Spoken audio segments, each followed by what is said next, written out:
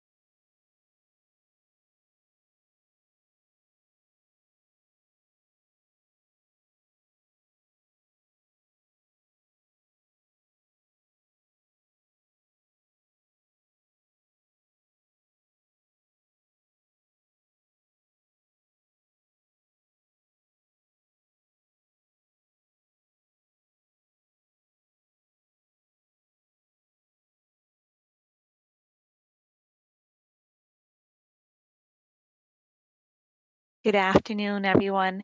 Thank you for joining us today.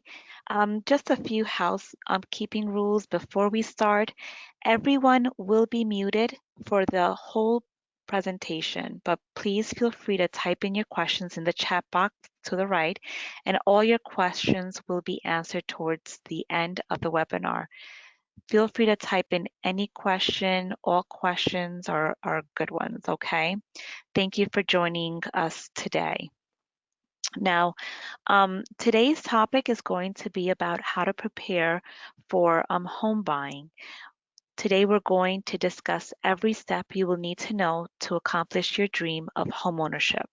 So let's start off by introducing myself, and this way you can place a face to a name. All right. Okay, so my name is Jasmine Pena, and I'm a loan officer here at Greater Alliance Federal Credit Union. I've been a HUD certified counselor for about 12 years, and I have about 18 years of experience in the industry. I do specialize with first-time home buyers, LMI, and community development. I also assist with various grants, including the Match Savings Program and other financial strategic planning. I'm very passionate about rebuilding the community and also social services, and I've received my degree from business administration from Berkeley College. Okay, nice to meet you all.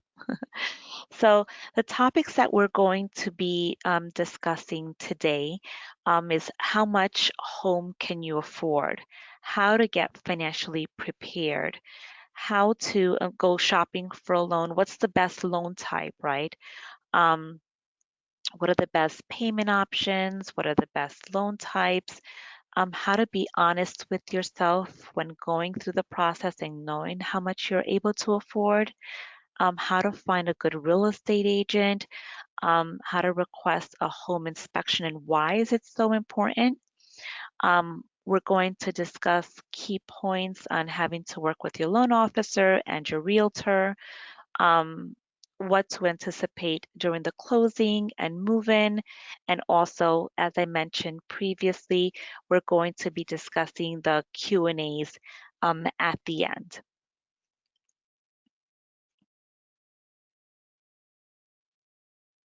All right, so we're going to start off with the first Q, which is, how much home can you afford? Remember, everyone, you're going from a rental unit, right, from an apartment to now going into a home. So there's a lot of things that I do recommend for you to take into consideration because it is expensive to be able to maintain and sustain a home. All right. So you have to add in home repairs. You have to add in the utilities, right? Because the utilities are going to be higher. Home repairs includes maybe the roof or a pipe bursting, and now you're having to repair that. The hot water heater, the let's say for instance the electrical unit or the AC unit. So these are all things that you will need to take into consideration when buying a home, and always plan to have a cushion, a savings, right? So that you can repair your home just in case you need to. You also have to think about the garbage pickup, the water. As I mentioned to you before, the electricity is going to be higher because the space is going to be higher. The square footage may be 1,300, 14, 1,900. It all really depends. So you have to accommodate your budget and your expenses according to your new home. You'll also need to pay for property taxes and homeowners insurance related to your home. Not only will you just not only will you pay for your principal and interest payment, right? Your principal, meaning the amount of money that you're going to finance, but also you're going to have to think about the interest that you're going to be paying towards the unpaid principal. Also, mortgage insurance, right? So if you're putting less than 20% down payment, you also have to pay for mortgage insurance. So all of these costs do add up pretty quickly. And if you're not financially prepared, you may end up in a bad position. So again, resuming this area of the presentation, you have to think about how much are the property taxes, homeowners insurance, mortgage insurance, principal, interest, utilities, home repairs, electricity, and things of that nature. Right now, it may sound overwhelming to you, but to be able to have a better idea of what the true cost is going to be, you can run a budget analysis and take a look at your net income, meaning how much you're coming home with versus how much your principal and interest payment can be, how much your electricity can be. Just run a budget, and this way you'll have a better idea, and you'll be more prepared for paying for all of these expenses. Okay. Now, getting yourself financially prepared. That may mean a lot of things. Okay.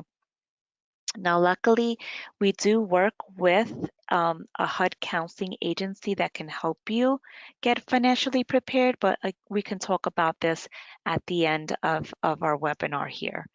One of the things that I highly recommend for you to do is to try to get yourself out of debt or reducing your debt as much as you can.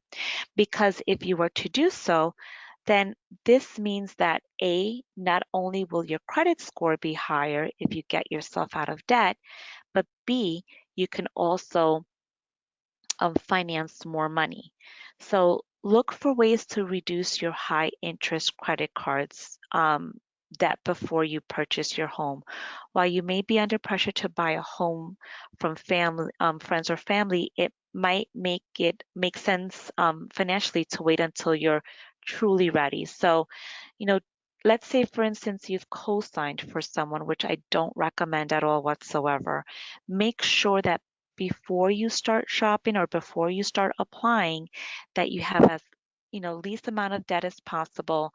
If you co-signed with someone, try to get yourself out of that, because that debt may transfer into your own debt and it will be calculated into your debt to income ratio unless you're able to prove that this debt is, let's say for instance, someone else's, your family, your friends, and that debt has been being paid from their account and not yours for the past 12 months. That's like kind of like the only way that we can eliminated from your debt to income ratio. But again, we do research it on a case by case basis. Okay. So if you have Credit Karma, or if you have, let's say, for instance, your credit score from Discover or Credit Card or Bank of America, take a look at what's being reported on there. Maybe going to annualcreditreport.com, taking a look at what's being reported there, and try to pay it off. If you can't pay it off completely, at least bring it down to maybe 30% of whatever your credit limit is. Okay. Um, Always check your credit report. Hopefully, this isn't a surprise, but getting a mortgage requires a good credit score. What's a good credit score? Well, before the pandemic, we were taking a look at maybe Fannie Mae's guidelines. They required maybe between 620, 640, but even before the pandemic, it was hard to get approval with 620 or 640. Now, what we're seeing is that after the pandemic, we're requiring maybe a 660 credit score. 680 would be better. Now, keep in mind that if you have a credit score of 740 or above, then you would be able to take advantage of our 2.5 rate as of today. Okay, please note that our rates vary on a daily basis. Okay, but today's rate is at 2.5 with a 740 credit score or above. Okay, so it's always a good time to check your credit report. Errors also happen on credit reports. If you see that there's an error, go to annualcreditreport.com and dispute that error. Okay, you can invest in a few months of a daily credit score monitoring service as well. So, there are a few credit monitoring services that require maybe a $10 fee on a monthly basis. And this way you can take a look and see what the most updated information every time you make a dispute or you pay off a certain credit card, you can see where your credit score is at that point. Okay. Also, get your documents in order. I can't stress this enough. In addition to getting your credit score in order, you want to consider the cash you'll need um, to make buying your first home. So saving up an emergency fund may be very, very essential. So I speak to a lot of people who say, okay, you know what, I have about $20,000 to put as a down payment or closing costs. But again, I don't recommend for you to spend all of your money, because what's going to happen when you need to spend money for moving expenses, or you may need a deposit for your electric bill, or you will need to pay for boxes, or maybe you want to put plants in your backyard, or you need an emergency savings fund for what if something breaks. I always recommend to have between 3 to 6 months of mortgage payments in your account. Okay, whether it be, through a retirement account, at least some type of emergency fund is very, very, very recommended. It's not something that we require. You don't need to have, let's say, for instance, 1 month of mortgage payments in your account to be able to close. Okay, so we don't need any reserves, but as a first time home buyer, I always recommend to at least have something in reserves. Okay, you don't want to go into a home not being financially sound. Okay. Now, saving up, save cash for down payment and other expenses. So in addition to making sure that your credit score is in order, getting your documents in order, you'll also want to consider the cash that you need to have in savings. So saving up that emergency fund may be very essential. Again, you have to, um, what I always recommend is just speaking to Green Path, and they'll be able to help you with that, because you'll have a proposed budget, right? And you'll also have an actual budget. So you'll take a look at where your budget is right now. They'll prepare you, they'll let you see, what areas of improvement you may have, so that you can take any monies that you're spending on non-essentials, right? and then apply it towards the savings. And then the proposed budget will actually show you what your expenses would look like making a mortgage payment, right?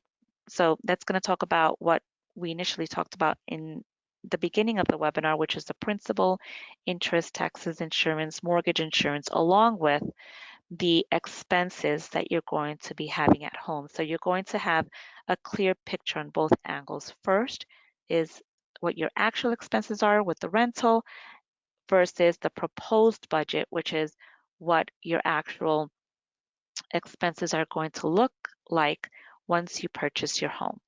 Okay, so it's always important to be financially prepared before you buy a home. Now, what are the items that you need to look for when you're going shopping for a home? So most people need a loan to make a home purchase. In many cases, it makes sense to get pre-approved for a mortgage before you begin shopping for a home. The pre-approval can provide you with an idea of how much you can afford. So you can go online to look for lenders. This can help you find the best rates.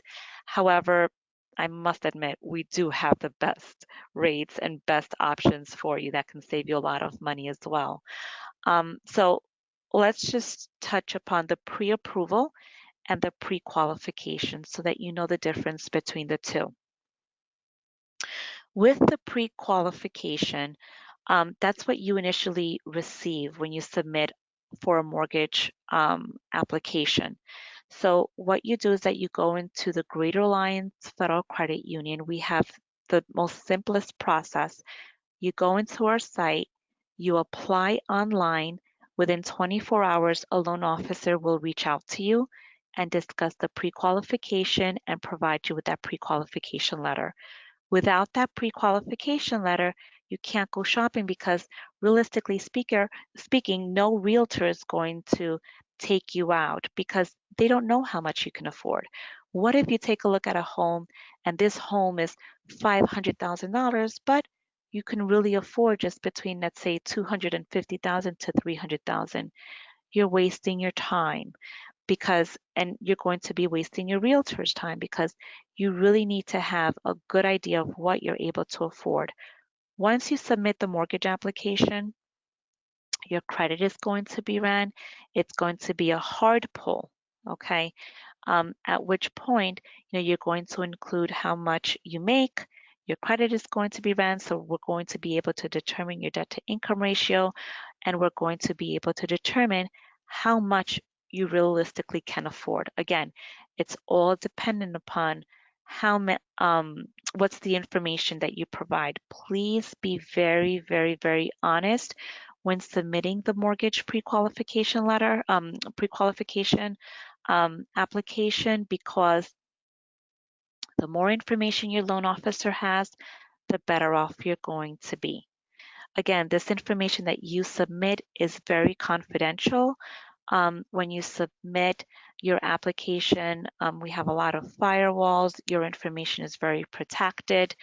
Um, and the more information the loan officer has, the better we're able to assist you, the better we'll be able to guide you, right, during this process. Because what if you submit the mortgage application and we don't know that maybe your father is going to gift you 100%, or maybe they're going to give you 20,000, whatever the case may be. Maybe you have a 401k and you'd like to do a hardship withdrawal for your down payment, or there's so many scenarios. Again, it's on a case by case basis. The more information you plug into your mortgage application, the better we can assist you with, right? We can put you in the best program available for first time home buyers. And we can certainly enter into details with that in a few minutes, okay? Let's discuss the best payment options and loan types for you. Okay, so the best to be able to find the best payment option and loan types, and just to dive in a little bit when it comes to this, it has to do with your mortgage payments. So when looking at ARMs and PMIs, that can certainly become very overwhelming. But if you do a little bit of research, that can also help you move forward because you don't want to go into this blindly, okay? You can expect, so let's talk about the items that you can expect when reviewing adjustable rate loans. What are they? With an adjustable rate mortgage, you can expect to see your interest rate vary over time. So if you decide to move forward with an adjustable rate, then just keep in mind that your rate will be fixed. In this case scenario with the products that we have is a 5-5-30. So it'll remain fixed for 5 years and then it'll adjust once. And then fixed for another 5 years and then it'll adjust once again. So with this option, it'll adjust every 5 years. Now, different mortgage companies have different option ARM products. There are some that you can start with a fixed rate for 3 years and then it'll adjust every single year thereafter. So you may ask yourself, okay, so why go into an adjustable rate? Well, some banks have very low rates if you start off with a 3-1-30 product. Okay, so that means again, it's fixed for 3 years and then it'll adjust every year thereafter for 30 years. Okay, so sometimes a person goes in with not so good credit, but the interest rate is very enticing. So you'll have those 3 years to be able to refinance to get your credit score up to par, or and then at that point refinance, or um, other individuals and the homeowners do it just because they say, okay, you know what, I'm just going to live in this property for 3 years. I don't need it for more than 3 years. So they get involved into the 3-1-30 products to be able to get the lowest rate and then sell it in 3 years. There's a 5-1, there's a 7-1, and there's also a 10-1. Okay, again, it's every time you see the first number being a 3, 5, 7, 10, that means that it's going to remain fixed for that amount of time. And then the 1 means that it's going to adjust every single year. And then the 30 is obviously for 30 years. Okay, so the risks of the adjustable rate loans is that the initial rate is lower, but you can risk of seeing the interest rate being higher after the third year or after the fifth year as the market conditions change. So one of the great questions that you have to ask is, okay, if I get involved in an adjustable rate mortgage, what is your cap rate? Meaning, if we start off with, let's say, a 3% rate, let's say for 5 years, what is the cap rate that it'll turn into after, let's say, for instance, after that fifth year is up? Okay, so with our adjustable rate loans, we only have one option, which is the 5-5-30. Our cap rate for the first 5 years is 2%. So what does that mean? That means that we'll start you off at a 3%, and then the most that it can go up to is 5%. Okay, and then it'll remain fixed for 5 more years, and then it'll adjust. It can go up or it can go down. Okay, for the life of the loan, it'll be 5%. So again, it'll be maybe 8% max throughout the life of the loan. Okay, so the difference between the adjustable rates and the fixed rates is that fixed rates are typically higher, but the way that the market is trending right now, to be honest with you, our fixed rate products right now are lower than what our option R mortgages are. As I mentioned to you, our option R mortgages right now are at 3%. Our fixed rate mortgages with a credit score of 740 or above is at 2.5. So you don't run any risks. It'll be 2.5 for the life of the loan. Okay. Again, it all really depends on where your credit is. It can be 2.625, it can be 2.875. So If you'd like a better idea, you can certainly give me a call. I'm going to include my information at the end of the webinar. Give me a call. I'll be more than happy to provide you with a rate quote so that this way you can have a better idea of what mortgage product would work to your best interest depending on your current circumstances. Okay, so what are the risks of fixed loans? Well, the again, the fixed rate will give you stability. Okay, so um, this will let you know exactly how much your mortgage payments are going to be. Also, keep in mind, just because you obtain a fixed rate mortgage, and you'll think to yourself, okay, well, you know what, it's not going to change. That's incorrect. Your mortgage payments can always change not because of the rate, but because of the property taxes. If the property taxes go up, then guess what? Your mortgage payments go up. If they go down, then your mortgage payments can go down as well. But your mortgage payments will always fluctuate depending on A, the type of loan, whether it is an adjustable rate, or B, because of your property taxes. Okay? Now, the only disadvantage of it is if, let's say, for instance, rates are lower than 2.5, then obviously, you're going to be missing out on that 2.5 rate, depending if your 5 years are up. But it's certainly beneficial right now, the way that the market is trending, to be able to get you into that fixed rate because it'll give you stability. Okay, if your property taxes remain the same, then great. Then your mortgage payments will remain the same. Okay. I hope everyone is writing down their questions if they have any for the end. Okay. All right. So we have to be honest about what you can afford.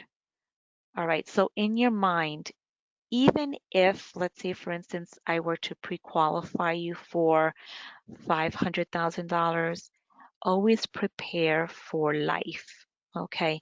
You can say to yourself, or say to me, Jasmine, you know what? Although you pre-qualified me for a mortgage payment of 3,000, looking at my budget, I really just want to spend 2,500 because I have kids that are going to go to college, or I want to travel. I want to be able to, although I'm going to be working overtime, let's say for instance, or if I have a part-time job to continue to pay off my bills, I want to also live life. I don't just want to work just to buy my home and to pay my mortgage. There are other things, other factors that come into play. Maybe you want your parents to move in with you. Maybe you're going to get married. Maybe you have kids. Maybe you're having more kids. I mean, you always have to plan for what if in the future. Okay, so being honest with yourself is something that I highly, highly recommend. Don't just go by what you can truly afford. Okay, so a lot of people ask me this question. Well, Jasmine, you know what? How much can I afford? So a good rule of thumb is to keep your mortgage payment along with your property taxes between 25 to 30% of your income. So if you multiply maybe 4%, 4 to 4.5 times your annual salary, that's how much you can afford. But also, if you have a lot of debts, then realistically speaking, you can't afford this much because we have to deduct the minimum payments that you're paying towards your credit cards and installment loans, your car loans, off of this amount. So if you're making, let's say, a $50,000 a year, then you times that by 4 to have like a good, rule of thumb, maybe you can afford $225,000. Again, it all really depends on your expenses. So I'm being a little bit conservative here. Okay.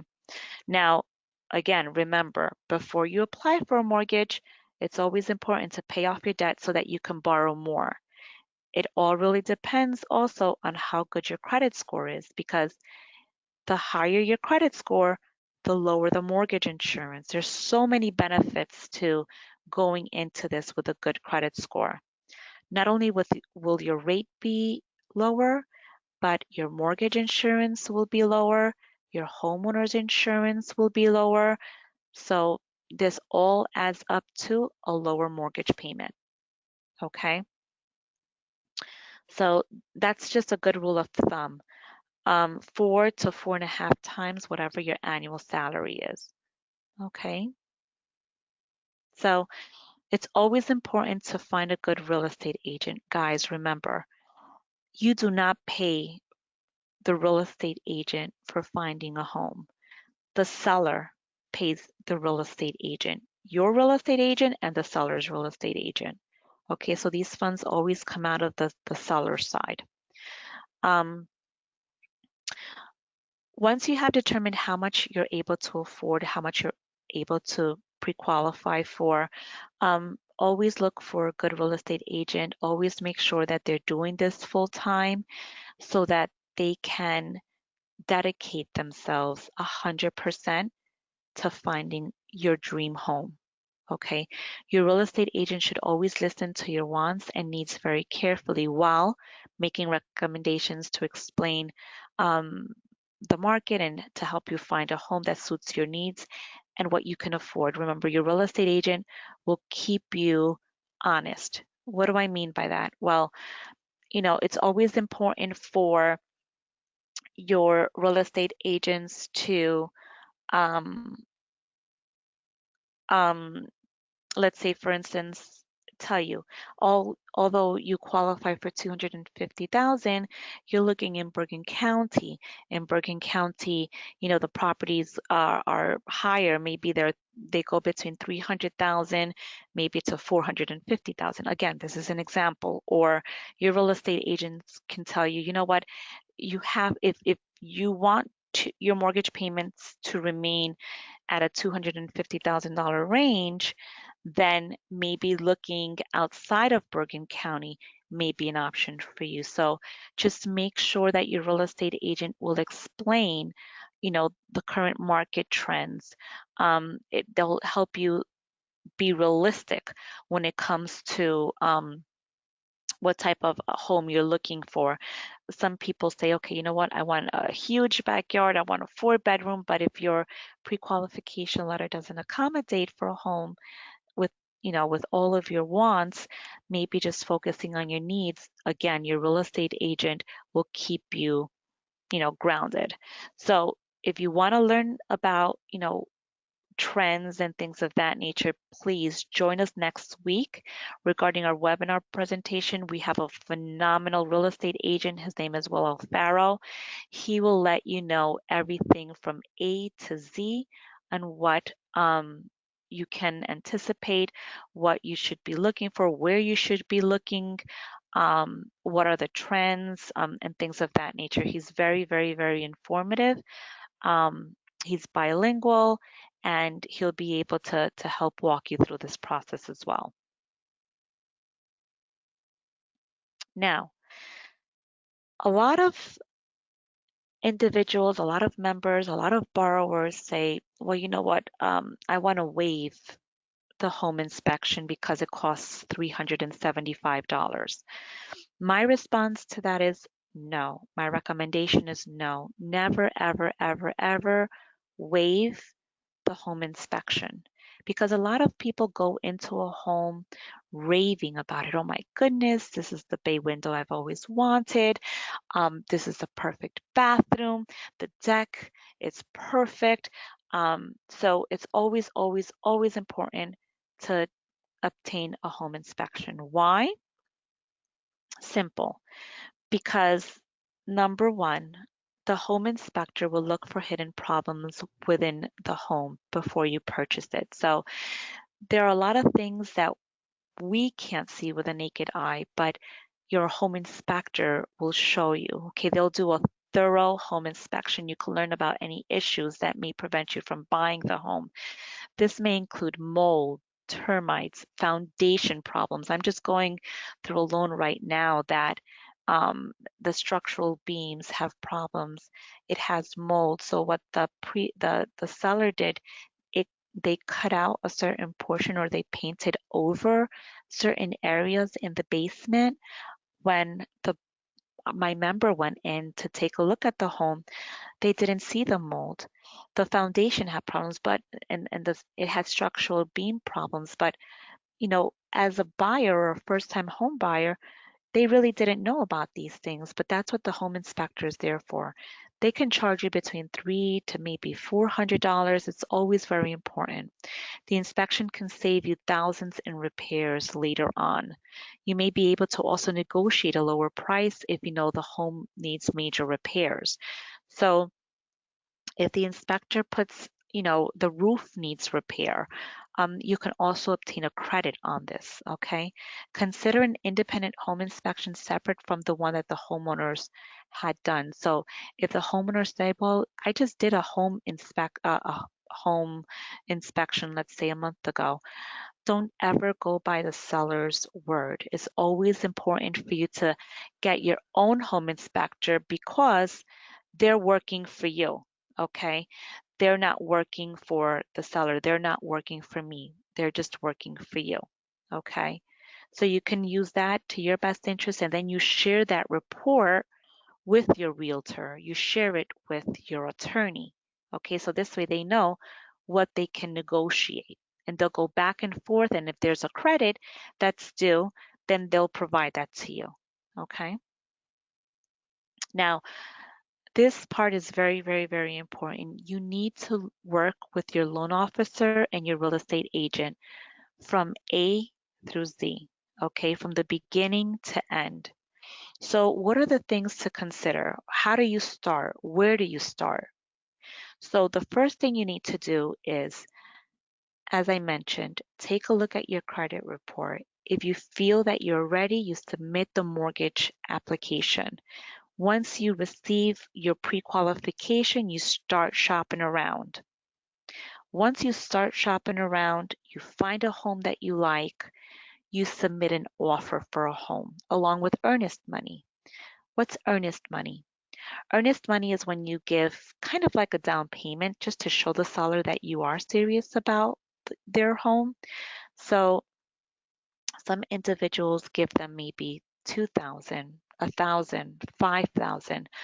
Always speak to your real estate agent and say, okay, you know what? How much do you think we should give as an earnest money along with the offer? Okay, to make the offer stronger. Okay, sometimes individuals give more money as earnest money just to show that they're serious. Now, if you give the earnest money, that earnest money will be held in an account called an escrow account. So the seller's attorney will hold this money in an escrow, in a trust account until the loan is closed. Okay.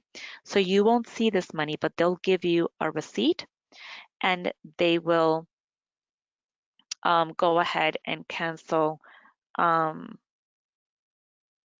they will also cancel the, I'm sorry about this. Okay. They will also cancel they'll also give you a letter showing how much they have holding in escrow and a copy of the check. You always have to have a copy of the check as well, okay, because we're going to ask you for that, okay? Now, if it's accepted, you forward the sales contract to your attorney. You will enter into attorney review immediately thereafter. At the same time, you need to share your sales contract with your loan officer. Why? Because although you're an attorney review, your loan officer can begin processing your loan. Okay, so we can tie a loan number to the sales contract, an instrument. So at this point, you can start signing the disclosures and we can send out for an appraiser to go out. So once you send the sales contract to the attorney, you will enter into attorney review. You're then out of attorney review, maybe between 3 to maybe 6 days. At that point, we will order the appraisal and you can order the inspection simultaneously. A lot of members have the inspector and the appraiser in the property at the same time. Okay. this is doable even with the COVID. Obviously with the social distancing, everyone will wear masks and so on and so forth. But at least you can have both things done simultaneously. Okay. Now, you will need to send all of your documents needed to begin processing your loan, such as have 30-day pay stubs, all right, and 2 years W-2s, 2 months bank statements as well. In order to be able to obtain a mortgage, remember, guys, you need to have been employed at least 2 years. Now, if you've, let's say, for instance, changed jobs, if you're going from W-2 to W-2, then it's okay if, let's say, for instance, you started a new job 3 months ago, or 2 months ago, or 1 month ago. Okay. Now, the only way that there can be a problem is if you're going from a 1099, meaning self-employed, to W-2. Then at that point, you will need to wait the 2 years. Okay. Now, once you've submitted this information, you can begin shopping for homeowners insurance because you need to pay for 1 year up front. So many of you ask, okay, so if in your mortgage payment, your homeowner's insurance, why do I have to pay for 1 year up front? And the answer to that is, well, you need to pay for 1 year up front because let's say, for instance, you find a home and you close on your home, let's say September 1st, 2020. Then we will start collecting, let's say, for instance, your insurance premium is $1,200 a year, which I hope it's not, but let's say, for instance, it's 1,200 for argument's sake. Then what happens is that we will begin to collect $100 every single month until September 2021. This way, when September 2021 rolls along, then we can pay the full $1,200 moving forward, the premium moving forward. Okay. Um, what I always recommend is maybe speaking to your car insurance company and seeing if whether or not you can maybe bundle it. And then this way you can have a discount. I've seen discounts up to 25%. So shopping around for homeowners insurance is ideal. Okay. So thereafter, you will receive a mortgage commitment. So once your loan is approved, so meaning we have the appraisal comes back and it's appraised, um, it's appraised at the purchase price that you're buying this home for. You have the 30 days pay stubs. You've sent in the W-2s, the 2 months bank statements. Now, always very important as a side note, within the 2 months bank statements, if there are any large deposits in there, the underwriter will question it. So try to not move any money around during the process of buying your home because again, the underwriter is going to say, there's a deposit that was made for $1,000. Where did that money come from? And show me proof where that money came from. And the documentation can get very, very, very extensive. Okay.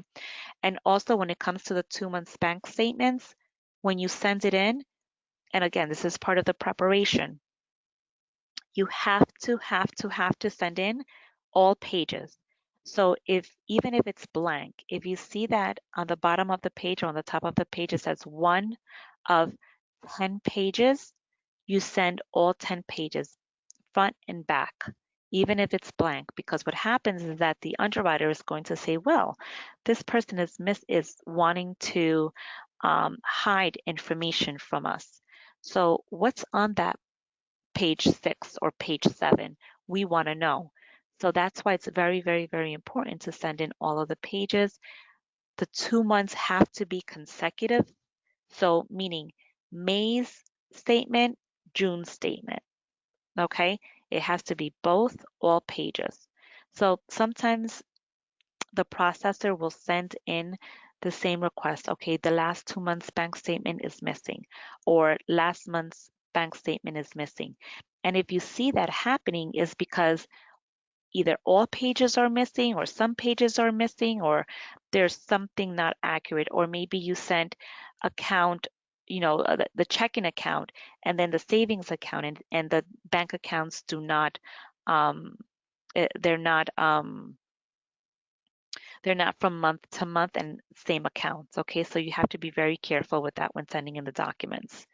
All right, so once all of the documents are submitted, it'll be sent to an underwriter, right? So the underwriter is going to review, confirm your income. They're going to send in for 4506T, confirm with the IRS, your transcripts that the information that you've submitted is accurate. Um, and then if approved, at that point, a loan commitment will be issued. This is what the attorney, the title company, and the seller's attorney um, is going to be waiting for, because the mortgage commitment is as good as money. It's saying, okay, you know what, we're ready to fully commit. Now we just have a few other conditions that need to be met, and then we can schedule the closing date. The commitment is also used to order your title. Okay, the title is a policy that's going to ensure that the home that you're buying is free and clear of any judgments, of any liens. So they're going to go back for over 100 years. Okay, so it's always, always important to send the mortgage commitment to your attorney and then the title company. They're the ones who are going to order the seller's payoff. They're the ones who are going to align all of the figures. They're the kind of like the settlement agent. They're the ones who are going to also send all of the checks to wherever they need to be. So at the date of the closing, you show up with only one check, okay, which is the bottom figure, the total amount that's going to be needed to be able to pay for the closing costs and the down payment. So this check is given to the settlement agent. Okay, so once it gets to the settlement agent is the one that disperses the remainder of the checks, meaning they're going to pay for the realtor, they're going to pay for the taxes up until the date of closing, and so on and so forth. Okay, very important also throughout the whole process. Once you find a home, it's very important for you to sit still when it comes to first and foremost depositing funds. And if you do deposit, make sure it's not mattress money. Okay. Make sure that you're able to source it, meaning like if you take the money out of your 401k, or if you received the stimulus package, or if you have a tax refund. See, those are ways that we can confirm where the money is coming from. But if it's mattress money, then we cannot use that money, okay, for closing costs or down payment at all whatsoever. So be very, very, very careful with that, okay? Also, it's very important for you not to start buying furniture at Raymore and Flanagan, or buying a new car so that you can put it in your new driveway, because we do run credit a day before closing, okay? Now, the date of while you're getting ready to close, your real estate agent will obtain the certificate of occupancy. The certificate of occupancy is obtained by the township just to make sure that everything is in line, that you have the fire extinguisher, the railings, any repairs that were made to the home were made and obtained the authorizations to go ahead and do so with the township, and so on and so forth. Okay, so again, it seems a little overwhelming, but realistically it's not.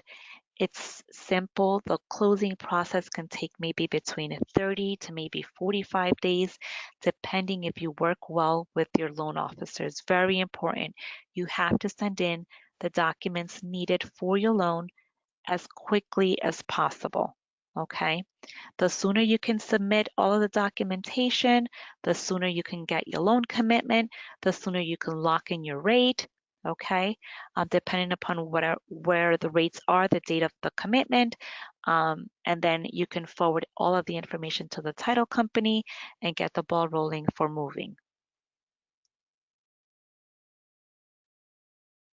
Now, upon the date of the closing, you will do a final walkthrough.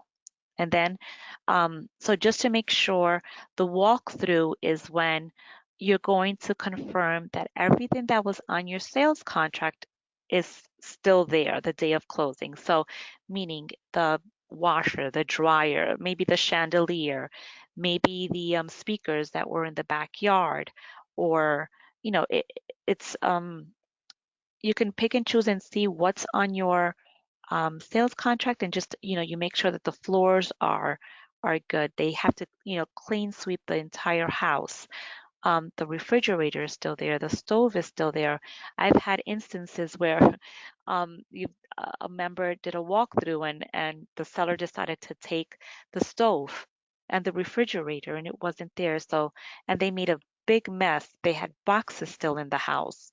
So, obviously at that point we had to cancel the closing and postpone it until they brought everything back and the boxes were gone and the debris was gone from the backyard. So it's always very important to do a final walkthrough.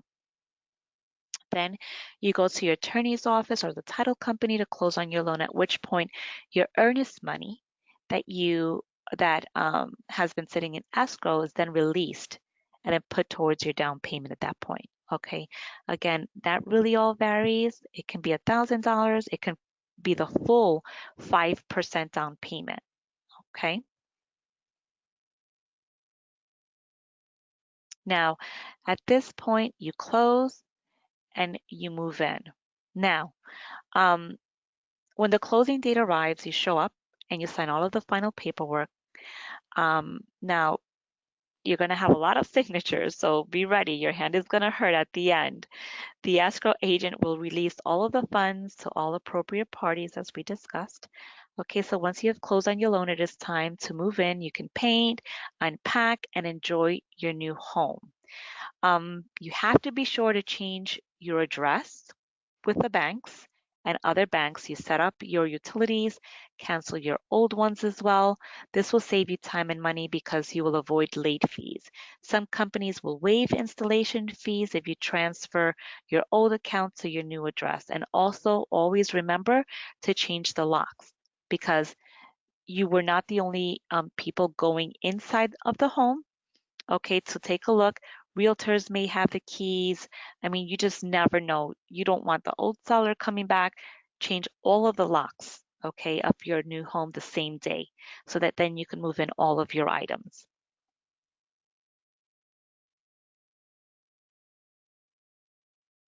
Now, we do have future webinars coming up. As I mentioned before, we have things you should know before you start your home search on August 6th from 12 to 1. We have on August 11th, maximizing Social Security and navigating Medicare on August 11th from 1 to 2, and how to budget in 7 easy steps from August 12th. Um, on August 12th from 1 to 2. Now, I also want to give you the resource for Green Path that I mentioned to you before. Please jot down this phone number. It is 877 337 3399. Okay, they will go ahead and pull your credit. It will be a soft inquiry. If you're not sure if you're ready to buy, call GreenPath first. Have them pull your credit. See if your credit is mortgage ready. Okay. They're also going to give you the proposed budget as we discussed. They're also going to give you resources for down payment assistance. They're also going to give you a client action plan. So a client action plan is once they do the soft pull on your credit, they're going to see where your credit is, where do you need the help, and what to do. Okay. They're going to give you step 1, step 2, step 3. I believe it's up to 5 steps on each and every counseling session. So they're going to let you know what is it that you need to do, what accounts to pay off first, how to do it, how to budget for it. Once you've done everything that they've told you to do, then you schedule another appointment with them so that they can pull your credit again and see where you're at that point. Remember, they can pull it 100 times and it will never affect you because they're not a financial institution. If I pull your credit, then it will negatively impact you, okay? Because we are a financial institution. So I don't want to just pull your credit, having your credit low, because then it's going to take you a longer time to increase your credit back up. Okay, so it's always important that if you don't have an idea of where your credit is, speak to Green Path, let them tell you where it is, let them tell you if you're mortgage ready, and then apply through by going to Greater Alliance Federal Credit Union.org. Okay. We Thank you for attending. Obviously, we're going to discuss a few other resources at the end and how to apply. But right now, we're going to go ahead and discuss the questions, and I'm going to give you 1 minute so that you can type them in.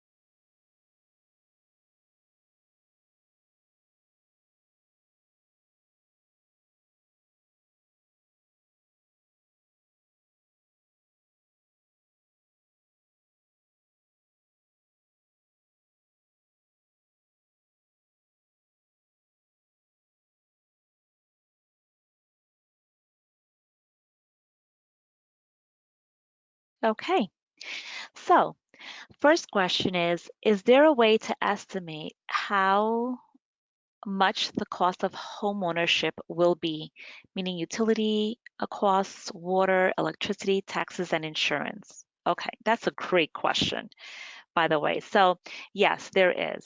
So, what you can do is you can, i- if there's a home that you're interested in, contact the utilities, contact PSC&G. They're able to give you um, what the average has been throughout the past year so that you can have an idea um, of how much, is the average utilization.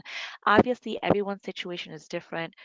Some people will utilize a little bit more, some a little bit less, but at least you'll have an idea of how much it's going to cost. Okay. As far as the water and sewer, I mean, again, it all really depends on the utilization. I would say maybe average a good 150 every 3 months, so maybe $50 a month on that. Um, but always, the utilities contact local providers in the area where the home is located, and you can give them a call and they can give you an idea. Um, Taxes, you can go onto Zillow.com and type in the address of the property. And in the bottom, you're going to see taxes, and there you're going to be able to calculate how much that's going to be. So you take the annual taxes and divide it by 12. Homeowners insurance, I'd say maybe 80 to maybe $100 a month, depending on how good is your credit. If your credit is really good, then, obviously you're going to be leaning towards the $80. It all really depends also on what's the coverage, the deductible. Speak to your insurance provider and just weigh out the options. How much would my insurance be depending on how much, depending on this deductible or that deductible. Okay. Um, Second question is, does pre-approval hurt my credit score? Yes, it will. Um, Only because we're a financial institution. Okay. How long can I shop around for a mortgage without affecting my credit score? That's a great question. So you can shop around for 15 days from the date that you start. It's not that is going to not negatively impact you. It's not that. It's just that if you shop around within the 15-day window, then your credit score is not as negatively impacted because all three credit bureaus are going to see that you're just shopping around and it's not um, to be able to lend you money right away. So to answer your question, you have 15 days, and I'm not saying to go ahead and shop around with 10 different mortgage companies, but maybe, once you have a good idea on who you want to move forward with, maybe, two or three max, you can, certainly submit applications in that amount within the 15-day window. No more than that, okay? How much do you charge for closing costs? We don't have any closing costs per se, so we're not going to charge you points, origination, application fees, origination, no lock-in fee, no underwriting fee. So there are no administrative fees with Greater Alliance. Okay. We only have the third-party fees. The third-party fees are fees that are being charged to us, such as what? Well, we discussed appraisal. That's 475 typically. Title, survey, escrow.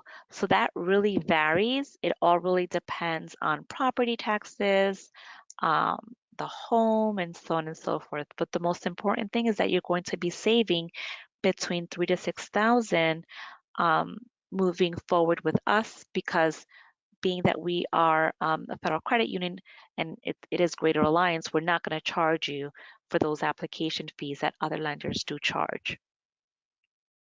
So do you have an application fee? No, we do not have an application fee. Why should I consider Greater Alliance for a mortgage over others? Um, One of the reasons why, and it's something that I would like to share, that I transitioned into from being a HUD counselor to now working for Greater Alliance as a mortgage loan officer is because as a HUD counselor, Greater Alliance shares the same mission as I do, which is to be able to cater to first-time home buyers and fulfilling their needs. And with that being said, I feel that with Greater Alliance, you're just not a number like with Bank of America. They just take a look at your loan number. But with Greater Alliance, they take a look at your specific situation. How can we help you achieve your goal? How can we help you become a homeowner? How can we help you realize your dream? So not only do we focus on the member as an individual, but more so we cater to what other programs are available to them. And we educate you, we advise you, and we help you, we handhold you. Not only do we handhold you, but we have the best rates. Hands down, we have the best rates, and we don't have those exorbitant amount of closing costs. Okay. Can you be gifted? Can you be gifted an amount? Absolutely. We do accept 100% gift as long as it's verifiable, meaning let's say your father or your mother says, I'm going to give you $100,000. Okay. All we need to do is just obtain a letter from your parents or your family member and say that, they're going to give you a gift. And then we need to show 1 month bank statement just to confirm that the funds are in their account and they're going to gift it to you. Okay, but yes, we do allow 100% gift. Is, let's see, if the deal falls through, do you get your earnest money back? Well, great question. So it depends. If you cancel the loan, then it's going to be very difficult for you to be able to obtain 100% of your earnest money back. But if the deal falls through, then yes, you can get your earnest money back. As long as we give you kind of like a cancellation or a loan denial letter, with that, that suffices the attorney's request for the earnest money to be refunded. Is Green Path free? Yes, it is. It is 100% free for Greater Alliance Federal Credit Union members. Okay. Am I able to replay the webinar? Yes. We are going to send you a link, a recorded link to your email, and we're also going to have it on our YouTube page. How much does PMI cost? Well, it all depends on how much you're going to put as a down payment. It also depends on the loan amount. It also depends on your credit score. So that can vary. It can be 40 bucks. It can go all the way up to maybe 500 bucks a month. Again, it all really depends. It's on a case by case basis, but certainly reach back out to me. I'll be more than happy to let you know how much, it may cost you or how much that may run you when providing you with that pre-qualification letter. We will go over all of the figures: principal, interest, taxes, homeowners insurance, mortgage insurance, depending upon, your application and the area that you're looking into purchasing. Okay. Can I use my IRA as down payment or use it as a backup emergency money? Yes. So certainly speak to your personal financial advisor when withdrawing funds from your retirement account. You can either use it as a hardship withdrawal or a repayment, but certainly, speak to them about penalties. Okay. Also, if you have a retirement account, we like to see that. Even if you don't utilize it, we like to see that you have assets because we're going to compare the assets versus liabilities.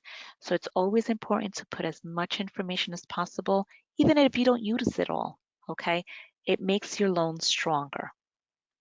Can the fixed rate mortgage also be refinanced? Absolutely, it can at any time, and there's no prepayment penalties. You can refinance it anytime you'd like. Who pays the appraisal cost? The buyer does. Okay, so you as a buyer will pay for the appraisal. The appraisal is done because what if, let's say, for instance, the seller decides to sell their house for 300,000 because they have sentimental value or because they feel that that's what it's worth. But the appraiser goes out and says, well, you know what? No, the appraisal, this property is worth 250,000. Guess what? We're only going to lend you whichever one of the two is the lower. So if the appraisal comes back at 250,000, then there's more negotiation that needs to happen because the seller will need to lower and reduce the sales price. Okay. At which point do home buyers need an attorney and how can they find one? Well, you should have an attorney in queue. So if you're looking for a home, you can speak to your realtor if, to see whether or not they've been working with a certain attorney or a list of attorneys. You can find out, how much are their fees, shop around for that as well. Very important, okay? Or if you don't have an idea, you can also reach out to me. Let me know, Jasmine, you know what? I don't have an attorney. Who do you recommend? And I can also provide you with a list of attorneys that we've worked with, and you can shop around with their for their fees. Okay, but we'll be able to help you with that. No worries. If my credit score is 790 and my husband is 700, how is the interest rate calculated if we are buying together? So let's use an example. Let's say, okay, so in this case scenario, you have 300 and your husband has, I'm sorry, 3 credit scores and your husband has 3 credit score. We're going to take the middle lower of the two. So that means if you have a 750 and your husband is a 700, we're going to take the 700 middle, if that's the middle score, to be able to determine the rate. I hope that makes sense. So let me just make sure. So let's say, for instance, you have 600, 650, and 700. Your husband has 601, 651, 701. There are 6 scores right there. The score that we're going to take is the middle, right? So 650 and 651 is the middle, but we're going to take the middle lower, which is the 650. That's the score that we're going to use to be able to determine the rate. I hope that makes sense. If not, give me a call and we'll discuss it. Would we be eligible for 2.5 rate as of today? So if your credit score is, remember, we discussed the 740 credit score or above. If it's a 740 or above, then you can, once you submit the mortgage application, it's going to be quoted with a 2.5% rate. But remember, that's not locked in until your loan is approved. These rates vary on a daily basis. So the sooner we find a home, the sooner we can get the process going, the sooner we can get it approved, the sooner we can get it locked in. And again, there's no fee for locking in the rate with us. How much should I prepare to spend for closing costs? Um,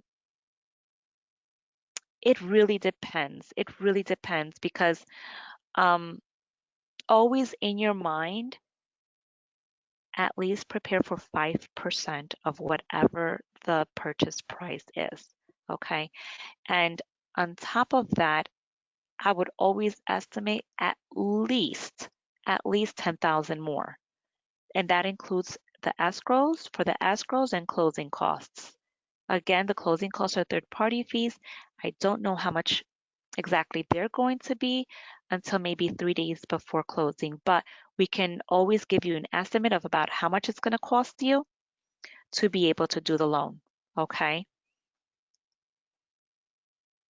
I started an application for pre-authorization, but it seems to be asking me now to upload documents and finalize a loan application, but I'm not ready to do that. Do I have to upload these documents in order to get a pre-authorization? No, you do not. Please reach out to me after the webinar so that I can help you, okay?